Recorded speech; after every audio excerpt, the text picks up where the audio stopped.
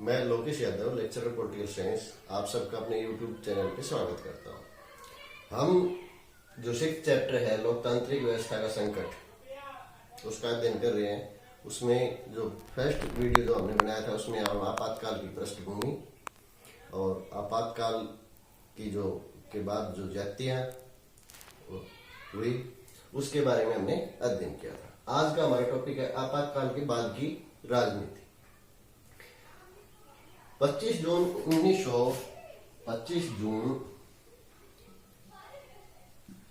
1975 को जो राष्ट्रीय आपातकाल लागू किया गया आंतरिक गड़बड़ी के आधार पे, उसको 18 जनवरी 1977 को वापस ले लिया गया।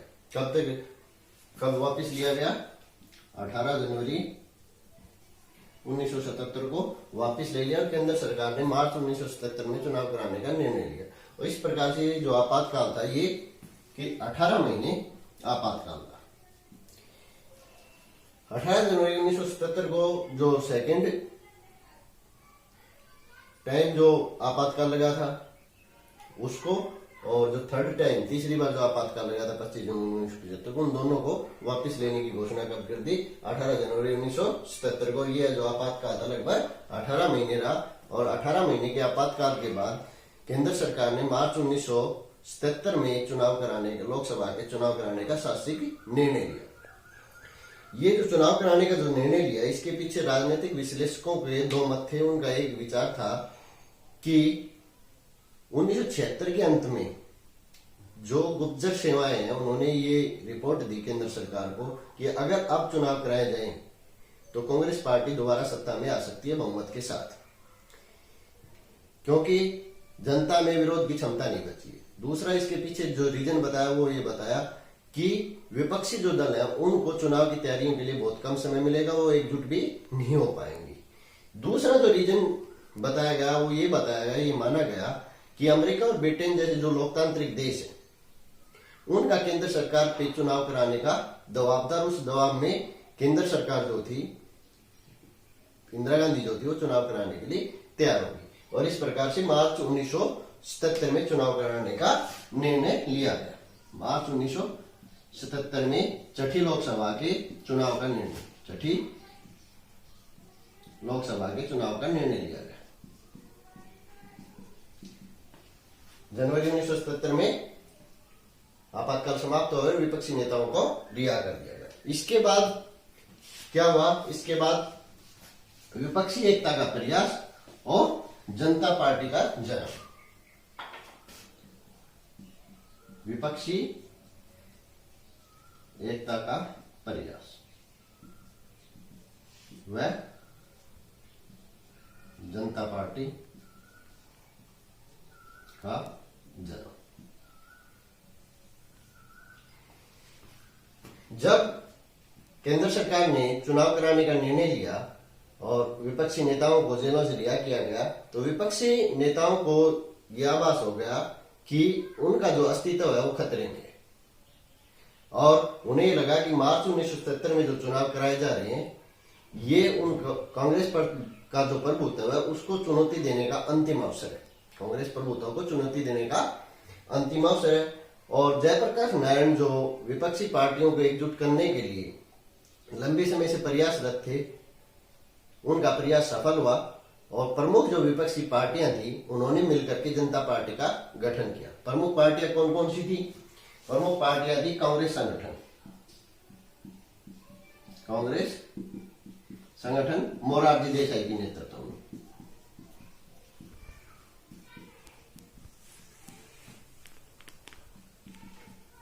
भारतीय लोक दल चौधरी चरण सिंह के नेतृत्व में, चौधरी चरण सिंह। भारतीय जनसंघ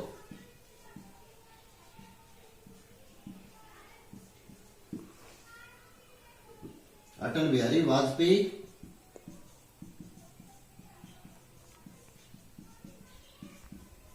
के नेतृत्व में, और इसके प्रमुख नेता और थे लाल कृष्ण आडवाणी।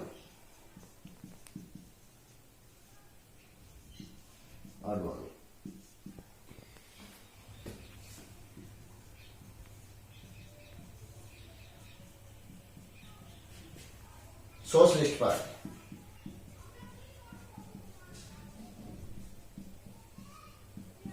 जॉर्ज फर्नांडिस,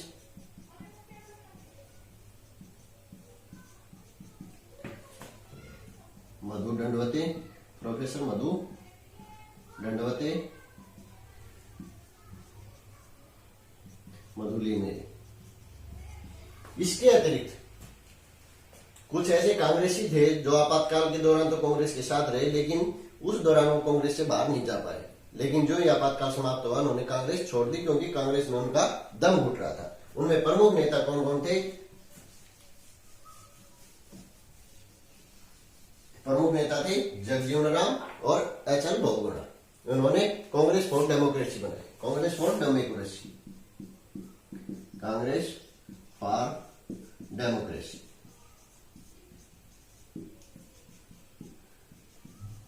प्रमुख दलित नेता जगजीवन राम, एच.एल. हेमंतनंदन बहुगुणा, जो उत्तर प्रदेश के मुख्यमंत्री रहे, एच.एल. बहुगुणा। इन्होंने कांग्रेस छोड़ के कांग्रेस फॉर डेमोक्रेसी बनाई और ये भी जनता पार्टी में शामिल हो गए। इसके अलावा जो और प्रमुख नेता थे कांग्रेस के, जिन्होंने कांग्रेसी रहे, चंद्रशेखर, कृष्णकांत और रामधन जैसे, वो भी जनता पार्टी में शामिल हो गए। और इस प्रकार से जनवरी 1977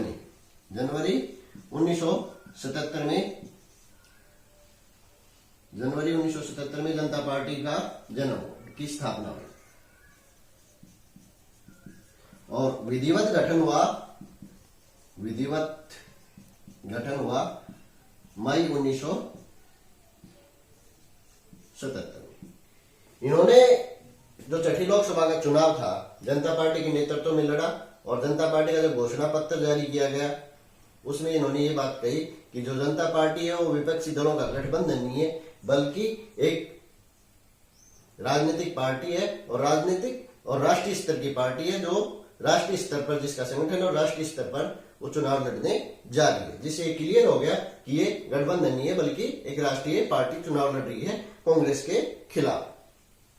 और इन्होंने जो चुनाव लड़ा वो था लोकतांत्रिक नागरिक जो स्वतंत्रता है उनका, नागरिक स्वतंत्रताओं और लोकतांत्रिक मूल्यों के हनन को चुनावी मुद्दा बनाया। इसके अलावा उन्होंने जो वादे किए वो ये थे कि जो लोकतांत्रिक है उसको विकेंद्रित किया जाएगा, ग्रामीण विकास की तरफ ध्यान दिया जाएगा। ये इसके प्रमुख चुनावी मुद्दे रहे। और इन्होंने छठी लोकसभा का चुनाव लड़ा। उसके चुनाव परिणाम क्या रहे छठी लोकसभा के में?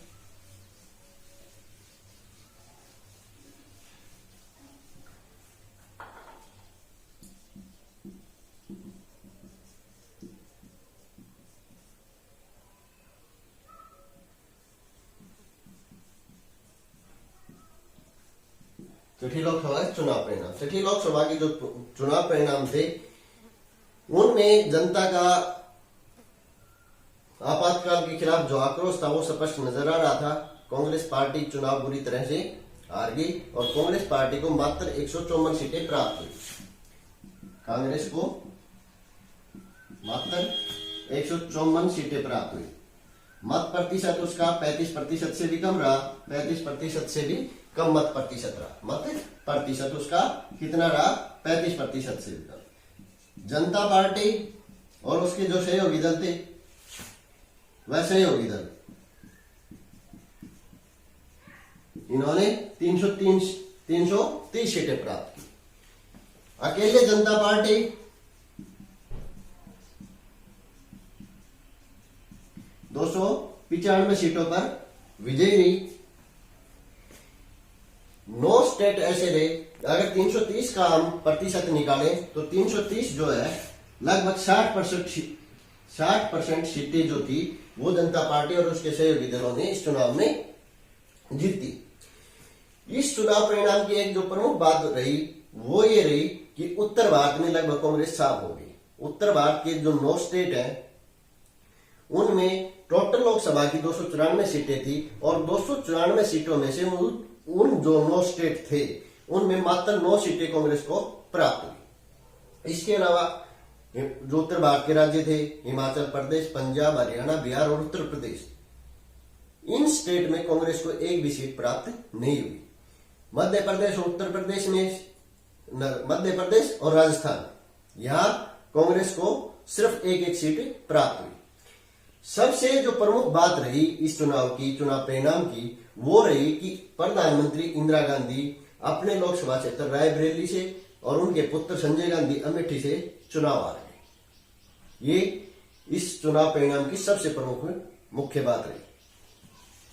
इंदिरा गांधी भी चुनाव हार गई और उनका पुत्र संजय गांधी भी चुनाव हार गए। और इस प्रकार से ये लगा कि कांग्रेस का पहली बार, स्वतंत्रता के बाद ऐसा पहली बार हुआ कि कांग्रेस लोकसभा का चुनाव हार गई, यानी कि केंद्र में सत्ता से पहली बार बाहर हुई। और इस प्रकार से पहली गैर कांग्रेसी सरकार केंद्र के अंदर बनी 1977 में, पहली गैर कांग्रेसी सरकार।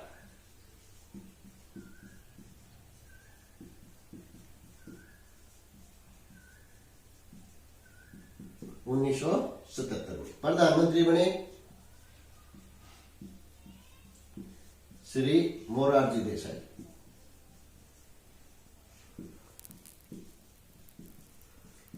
पहले गैर कांग्रेसी प्रधानमंत्री बने मोरारजी देसाई।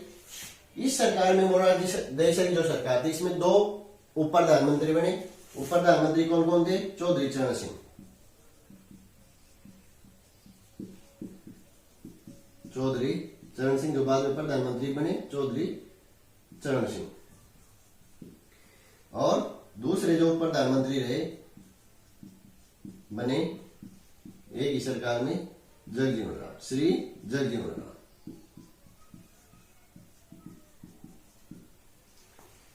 इस प्रकार से 1977 में हम देखते हैं कि पहली बार केंद्र के अंदर कांग्रेस सत्ता से बाहर होती है, पहली गैर कांग्रेसी सरकार स्थापित होती है।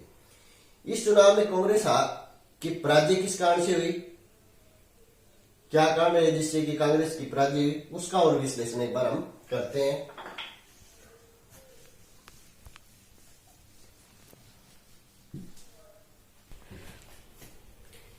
अब है कांग्रेस के हार के कारण। 1977 का चुनाव वह कांग्रेस पार्टी के हार के कारण।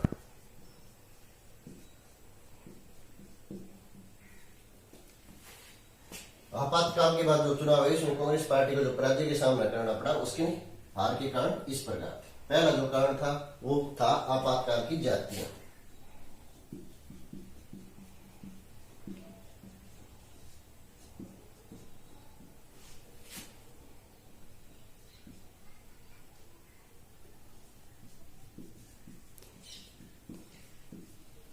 उन्नीस सौ 75 में जो आपातकाल लगा, उस दौरान कांग्रेस पार्टी ने, इंदिरा गांधी ने अपनी सत्ता को बरकरार रखने के लिए जो निरंकुश शासन स्थापित किया, और उस निरंकुश शासन के दौरान जो जातियां की गई, कौन कौन सी जातियां, जैसे प्रेस के ऊपर सेंसरशिप लगा दिया गया, प्रतिष्ठित नेताओं को गिरफ्तार कर लिया गया, प्रतिष्ठित नागरिकों को गिरफ्तार कर लिया गया, मीसा कानून का दुरुपयोग किया गया। इस प्रकार से नागरिक स्वतंत्रता का जो हनन किया गया, लोकतांत्रिक मूल्यों का जो पतन किया गया, उसका जो जनादेश था वो 1977 के चुनाव में कांग्रेस पार्टी को मिला। कांग्रेस पार्टी के खिलाफ वो जनादेश गया उन जातियों का, उसका असर स्पष्ट दिखाई दिया और कांग्रेस पार्टी चुनाव हार गई। दूसरा जो रीजन रहा वो था परिवार नियोजन जो कार्यक्रम लागू किया गया, उसके दौरान जो जातियां की गई, उसका असर भी लोकसभा चुनाव पर देखने को मिला। परिवार नियोजन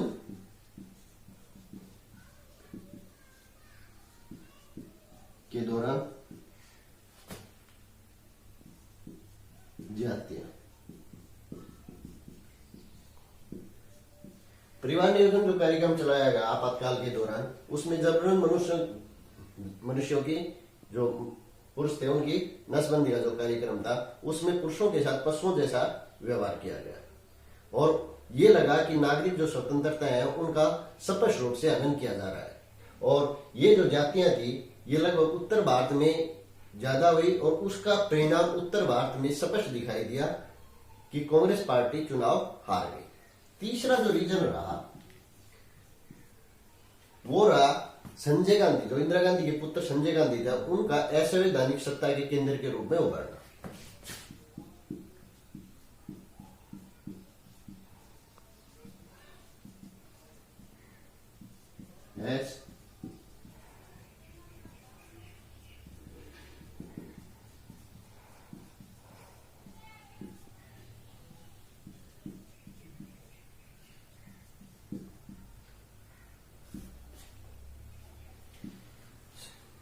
संजय गांधी किसी भी राजनीतिक पद पे नहीं थे, लेकिन फिर भी वो सत्ता के असंवैधानिक केंद्र के तौर पे उभरे।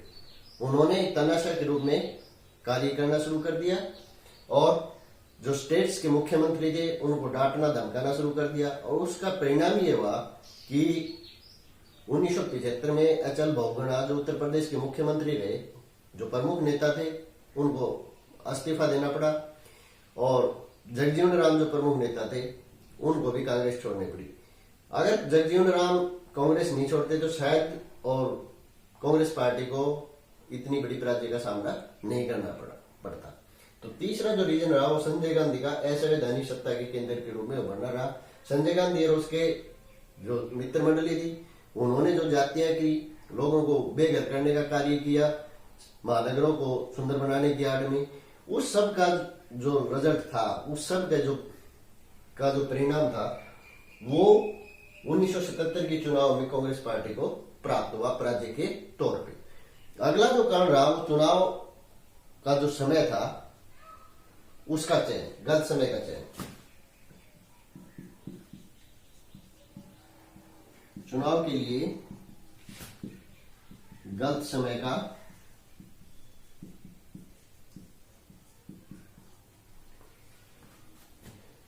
केंद्र सरकार ने जो मार्च 1977 में चुनाव कराने का जो निर्णय लिया, वो गलत समय था चुनाव कराने के लिए। उसको कांग्रेस सरकार को ये लगा, इंदिरा गांधी को ये लगा कि ये जो समय है, जैसे कि गुप्तचर एजेंसियों जो रिपोर्ट दी उसमें ये लगा कि जो मार्च में चुनाव कराए जाएंगे, जनवरी में आपातकाल समाप्त किया गया और मार्च में चुनाव की घोषणा कर दी गई। तो विपक्ष को जो है वो कम समय मिलेगा चुनाव के लिए एकजुट होने के लिए। लेकिन वो हुआ विपरीत, क्योंकि जनता इतनी दुखी थी और आपातकाल की जो जातियां थी, जो दुख दर्द थे, उन्होंने उसको विपक्ष को एकजुट होने के लिए प्रेरित किया और उन्होंने अपनी जो जातियां हुई आपातकाल के दौरान उनको जनता तक पहुंचाने में वो कामयाब रहे।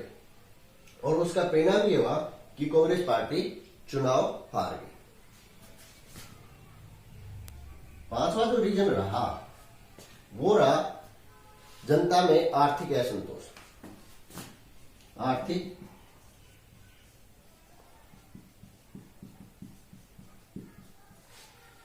इंदिरा गांधी ने जो 20 सूत्री कार्यक्रम लागू किया था, उसका शुरू में तो परिणाम ठीक ठाक दिखा, लेकिन बाद में जो कर्मचारी थे उन्होंने उसको उत्साहपूर्वक उतनी लगन से और मेहनत के साथ लागू नहीं किया। और उसका परिणाम ये हुआ कि वो जो कार्यक्रम था वो असफल हो गया और महंगाई बढ़ने लगी। जरूरी चीजें थी उनके दामों में वृद्धि होने लगी, बेरोजगारी बढ़ गई। और इसका परिणाम ये हुआ कि जनता में आर्थिक असंतोष उत्पन्न हो गया। और जनता पार्टी ने कहा कि इंदिरा गांधी का जो गरीबी हटाओ का जो नारा था वो मात्र एक दिखावा था, बल्कि जनता के साथ एक धोखा था। और इस प्रकार आर्थिक असंतोष ने भी कांग्रेस को पराजय की ओर ले जाने में प्रमुख भूमिका निभाई। चौथा जो कारण रहा वो रहा कि मुस्लिमों और दलितों का समर्थन कांग्रेस पार्टी को प्राप्त न होना।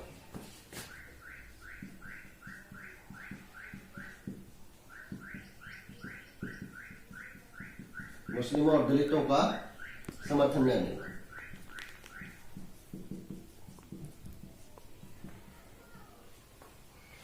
आपातकाल के दौरान जो परिवार नियोजन कार्यक्रम चलाया गया, उस दौरान मुस्लिम जो पुरुष थे उनके साथ बहुत सारी जातियां की गई। और वो जो जातियां की गई उससे दुखी होकर के जामा मस्जिद के जो इमाम थे उन्होंने कांग्रेस पार्टी को समर्थन न देने का आह्वान मुस्लिमों से किया। और इसी प्रकार से दलितों के जो प्रमुख नेता थे जगजीवन राम, जिनका उत्तर भारत की राजनीति में दलितों की जो राजनीति थी, दलितों का जो वोट बैंक था उस पर अच्छा खासा प्रभाव था, वो कांग्रेस छोड़ के चले गए। आपातकाल जो लगाया उससे नाराज होकर इन दोनों ही घटनाओं का परिणाम ये हुआ कि कांग्रेस पार्टी का जो परंपरागत वोट बैंक था मुस्लिम और दलित, और खास करके उत्तर भारत में, उन्होंने कांग्रेस को वोट नहीं किया, और ये जो वोट न करना कांग्रेस पार्टी की उत्तर भारत में पराजय का एक प्रमुख कारण रहा।